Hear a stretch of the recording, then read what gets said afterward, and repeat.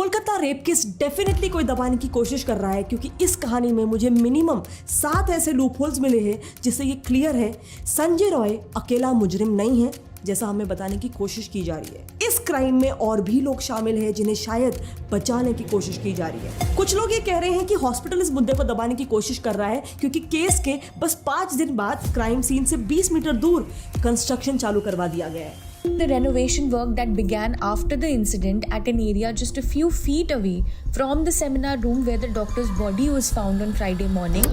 आमतौर पे तो क्राइम सीन को पूरी तरह से सील कर दिया जाता है। तो कुछ कह रहे हैं कि क्योंकि संजय रॉय कोई पॉलिटिकल पार्टी का मेंबर है, इसी वजह से इस मामले को दबाने की कोशिश की जा रही है। इसीलिए आज मैं बंगाल की सरकार और वहाँ की पुलिस से 7 सवाल करना चाहती हूँ। 7 ऐसे सवाल जो ये क्लियर कर देगा कि इस केस में कुछ मेजर टैम्परिंग ऑफ एविडेंसेस हुए हैं। चलो, इसे समझने के लिए हमें कहानी को शुरू से टाइम बाय टाइम समझना होगा। 9 अगस्त को कोलकाता के RG Kar government medical college and hospital में एक 31 ईयर्स की पीजी डॉक्टर का हॉस्पिटल के सेमिनार रूम में रेप करके उनका मर्डर कर दिया गया।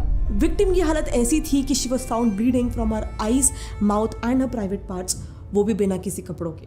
हादसे की रात उस डॉक्टर की 36 घंटे की ड्यूटी लगी हुई थी, जिसमें बेसिकली डॉक्टर्स को continuous day and night emergency और पेशेंट केयर के लिए हॉस्पिटल में ही रहना पड़ता है।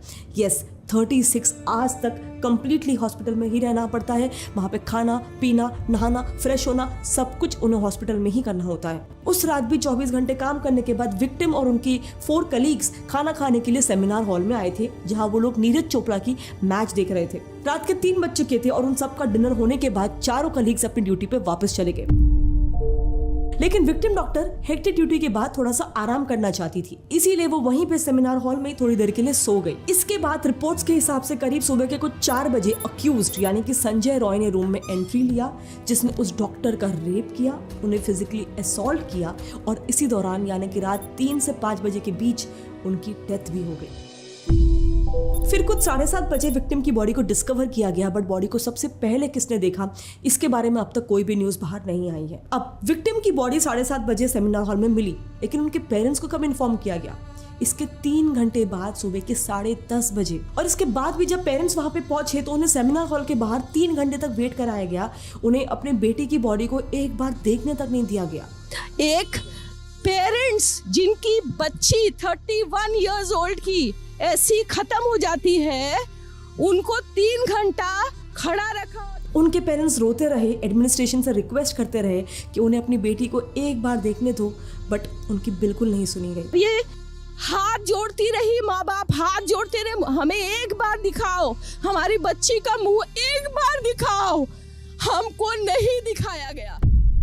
3 घंटे बाद जब फाइनली पेरेंट्स अंदर गए तो उनकी बेटी की ऐसी हालत थी जिस हालत में कोई भी पेरेंट अपने बच्चे को नहीं देख सकता है। उनके शरीर पर कपड़े नहीं थे, चश्मा पूरी तरह से टूटा हुआ था, पूरी बॉडी पर इंजरी मार्क्स थे। She was bleeding from her eyes, mouth and her private parts. Dead body of the girl जिसके मुंह में खून था, बच्ची का शरीर में कोई कपड़ा नहीं था, पैर दोनों राइट एंगल में मिला गया।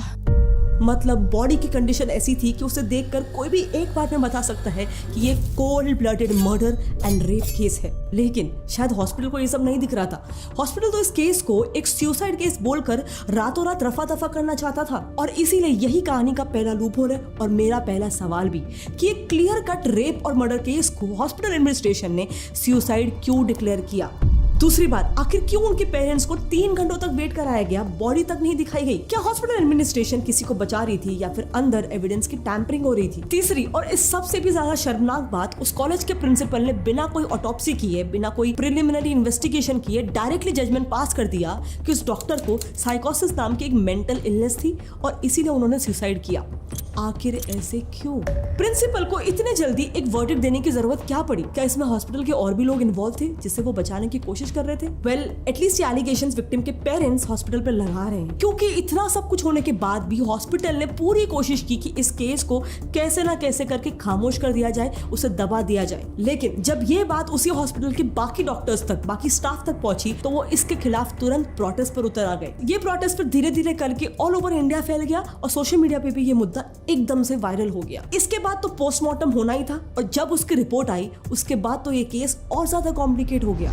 पोस्टमार्टम ने रिवील किया कि उस डॉक्टर को बुरी तरह से सेक्सुअल एक्सॉल्ट किया गया था। She was beaten and raped brutally. उनका abdomen, right hand and lips बुरी तरह से इंजर्ड थे, यहाँ तक कि उनका कॉलर बोन तक क्रश हो गया था। सो रिपोर्ट ने क्लियर कर दिया कि ये कोई सुसाइड का केस नहीं है। और इसके बाद जब पुलिस ने इन्वेस्टिगेशन शुरू की तो उन्हें सीसीटीवी फुटेज से पता चला कि रात को 4 बजे संजय रॉय नाम का एक इंसान सेमिनार हॉल में एंटर किया था। सेमिनार हॉल में पुलिस को एक ब्लूटूथ ईयरफोन भी मिला जो चेक करने पर उसके फोन से डायरेक्टली कनेक्ट हो गया। मतलब डेफिनेटली यही पर्सन कल्प्रिट था। इसीलिए पुलिस ने उसे तुरंत अरेस्ट कर लिया एंड गेस व्हाट, उसने अपना क्राइम कबूल भी कर लिया।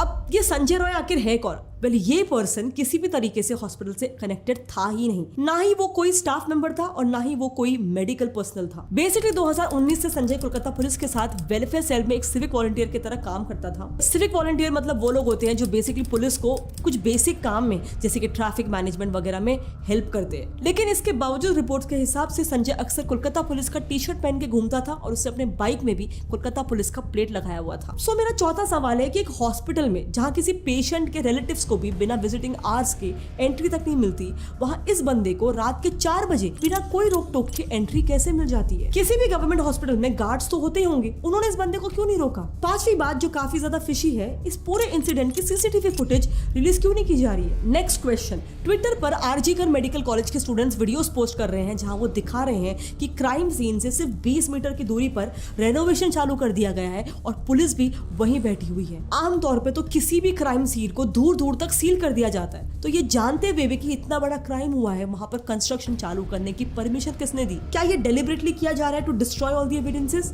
एटलीस्ट उस हॉस्पिटल के डॉक्टर्स तो यही क्लेम कर रहे हैं।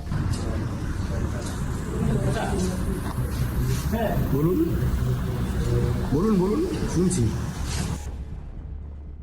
एक और बात, संजय रॉय का ये कोई पहला क्राइम नहीं है। इस इंसिडेंट के कुछ हफ्तों पहले ही ऑलरेडी उसके अगेंस्ट एक फीमेल डॉक्टर के साथ मिसबिहेव करने की कंप्लेंट रजिस्टर हो चुकी है, लेकिन इस पर पुलिस ने क्या किया? No action at all. और इस केस के भी उसके पहले एक औरत ने लाल बाजार पुलिस स्टेशन में ये कह के रिपोर्ट दर्ज की थी कि रॉय पिछले 3 महीने से उसे फोन करके उसे परेशान कर रहा है, उसे हरास कर रहा है। उस लेडी के एलिगेशन है कि रॉय ने पहली बार उसे मेडिसिन खरीदने के बहाने आरजीकर मेडिकल हॉस्पिटल में से ही उस लेडी से कांटेक्ट किया था और फिर प्रेस्क्रिप्शन से उसने उसका नंबर चुरा लिया, जिसके बाद लगातार रॉय उस पर प्रेशर डाल रहा था और धमकी दे रहा था कि वो लेडी उससे मिलने आए। अगेन इस पर वहां की पुलिस ने क्या एक्शन लिया? अरेस्ट के बाद संजय रॉय के फोन से पोर्नोग्राफिक कंटेंट भी मिला था एंड जब उसके नेबर्स से पूछताछ की गई तब उन्होंने बताया कि संजय की 4 बार शादी हो चुकी है और उसकी 3 वाइफ्स उसे छोड़कर चली गई थी उसके अब्यूजिव बिहेवियर के वजह से, एंड 4th वाइफ की डेथ हो गई थी कैंसर की वजह से। क्या ये चीज शॉकिंग नहीं है? जब वही सेम आदमी सेम हॉस्पिटल के डॉक्टर के साथ पहले भी बदतमीजी कर चुका है, उसके ऊपर से उसका हिस्ट्री भी कुछ खास नहीं है, डोमेस्टिक वायलेंस के उसके ऊपर कितने सारे एलिगेशंस लग चुके हैं, फिर भी उस पर कोई एक्शन क्यों नहीं लिया गया? क्या पुलिस एक बड़ा क्राइम होने का इंतजार कर रही थी? बस यही मेरा 7वां और आखिरी सवाल है। जब इस बंदे की पास्ट हिस्ट्री क्लियरली शो करती है कि वो एक सीरियल ऑफेंडर है, फिर भी वो कैसे एक सिविक वॉलंटियर बन जाता है? ऐसे गवर्नमेंट लेवल पोस्ट के लिए कोई बैकग्राउंड चेक्स नहीं होते हैं क्या? इस पूरी कहानी में मुझे तो ये 7 तार दिख रहे हैं जो बिल्कुल नहीं जुड़ रहे हैं और इसीलिए आज पूरा देश देखना चाहता है कि अब इस केस में किसे बचाने की कोशिश की जा रही है।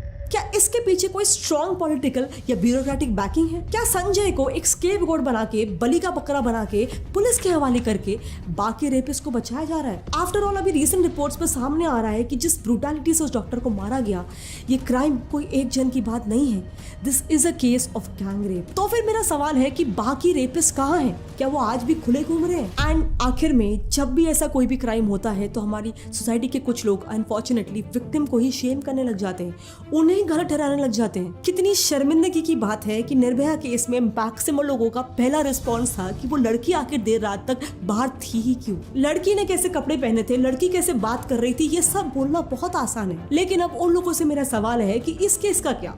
इसमें तो वो लड़की अपने हॉस्पिटल में सिर्फ अपना काम कर रही थी। असली प्रॉब्लम ना किसी के लेट बाहर जाने में है, ना किसी के कपड़े पहनने में है। प्रॉब्लम है तो संजय रॉय जैसे लोगों में, उनकी सोच में और हमारी सोच में। याद रखना, जब भी आप किसी भी हादसे में सीधे लड़की पे आरोप लगाते हो, आप देश के ऐसे क्रिमिनल्स को एक खुली छूट दे रहे हो दोबारा से ऐसा ही एक हीनियस क्राइम करने के लिए। उन्हें हिम्मत दे देते हो दोबारा से किसी लड़की को छेड़ने के लिए, उसे असॉल्ट करने के लिए।